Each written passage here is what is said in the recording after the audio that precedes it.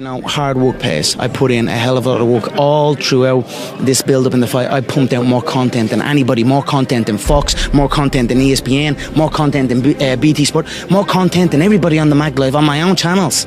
You know what I mean? I'm a workhorse from all angles, not just in the gym. But I'm building this media empire now myself, and we pumped out the content. I'm very proud of how it went. We consistently, daily movies I was releasing, you know, from like a month ago, every single day. You know what I mean? Nobody's doing that. So I'm very proud of it, and I'm very, like, the work pays, hard work pays, and I put in the fucking work, and that's why I'm sitting at the top. I put it all on the line. I show up, I perform, and I get the results from that.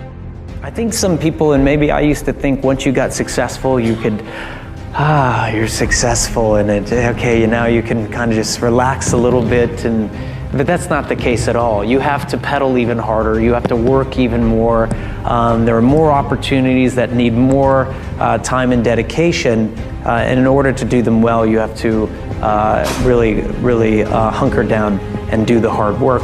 But I've never been afraid of hard work, and I always tell people, when I'm asked, and it's pretty often that I'm asked about dreams and achieving creative goals, that I always believe that the bridge between reality and a dream is work. And I always, in moments of despair and doubt and dark days, focus on the work. I show up and I work and I work and I work and I work. I took everything that I learned from an ethics standpoint that my grandfather taught me and put it into that. And saying, if you pound it as hard, whatever thing in the same direction, if you keep hitting it, at a certain point, it's gonna break and it'll open up. So that's what I did. Like, it was like, okay, cool, this is what I'm gonna do. I'm gonna focus on this thing. We go either succeed or die trying. It is what it is. I mean, you know, everybody got the same story. We just got different details. But like I always say, life is 10% what happens to you, it's 90% what you do about it. So the first step is getting completely and brutally honest enough to say, I am tired of myself.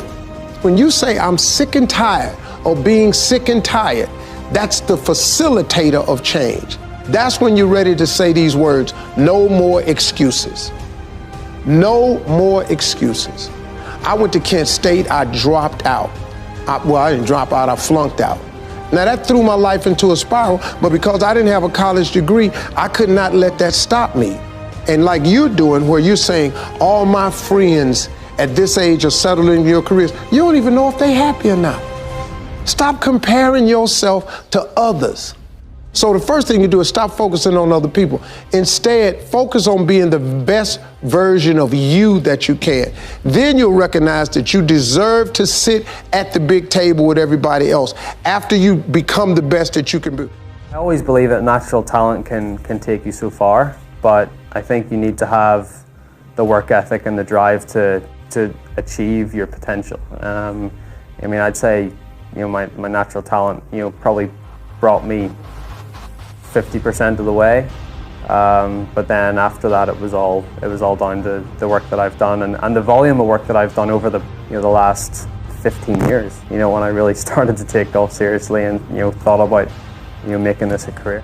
And so the one thing my father gave me, which was really key, was that work ethic, that ability to get myself up in the morning, no matter how tired I was, to push myself through those pain barriers. And again, the combination of the loss of a mother at 6 and then being sent out to work at 10, I mean, starting work at 5 o'clock in the morning to do the milk round, being dropped off at 8:45 at school in the milk van, that work ethic. So that combination of those two, work ethic and great insecurity, was what got me to where I went to.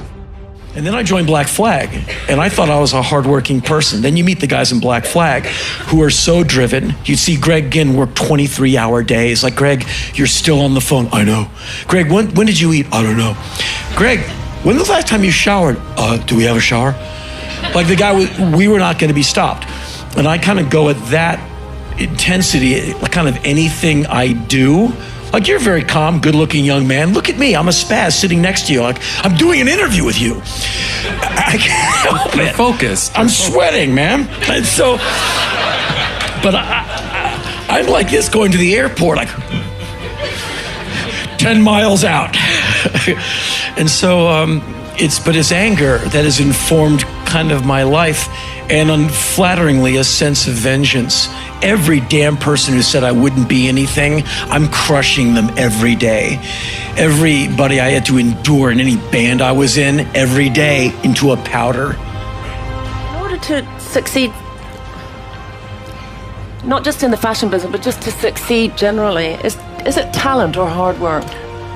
It's a combination of both, but I would say it's slanted towards hard work, slanted towards obsession. There are many designers who have much greater talent as a designer than I do, but they may not have my drive, they may not work as hard, they may not have the focus, the desire. I mean, you have to have a talent, because in the end, you can have all those things, and if the pair of pants you make don't make someone's butt look good, they're not going to buy them. Yeah, so sure. You have to have the talent to be able to make something that people want.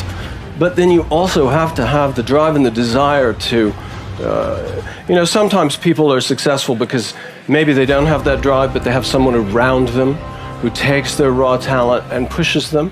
But what you often see is when that other person steps away, their career can collapse, even though their talent may be immense. You need a study room.